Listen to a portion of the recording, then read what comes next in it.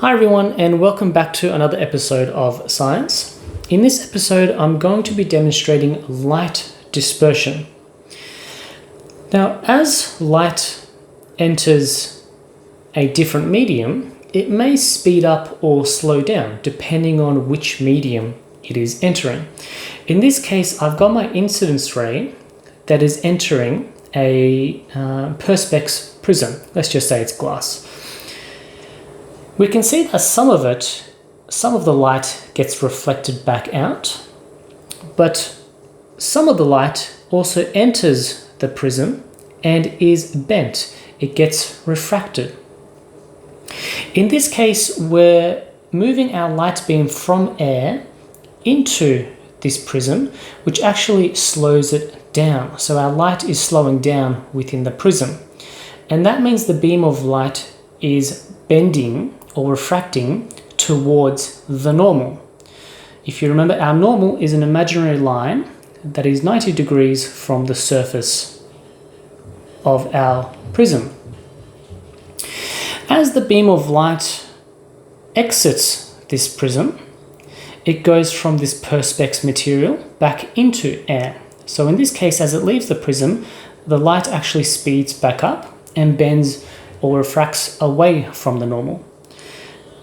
Now, if I get the angle just right, I can produce a very pretty rainbow of colors here. So what I'm doing here is I'm dispersing this white light into all the colors that it is made out of, which is the colors that you see in the rainbow or just here on my paper. Now, why does this happen? How does this happen? Well, each color is made from a different sized wavelength, a different frequency of color, of light. The red and orange colors up the top here, they have the lowest frequency, lowest energy wavelength. And so therefore, the reds and oranges interact with the material, with the electrons within this perspex, the least. And that means the red and orange colors, because they're interacting the least with the material inside the prism, they bend the least. They slow down the least, and therefore they refract the least.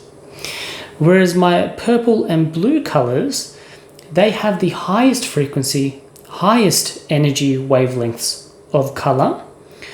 And so my purples and blues interact with the electrons the most within the prism. And because they are interacting the most, these colors slow down the most or refract the most. And the end result of that is different colors being slowed down or bent or refracted at different rates within the prism. And because they are refracted at different rates, we can spread out, or we can disperse that white light, that white beam of light, into all the different colors that it has been, or that it is made from.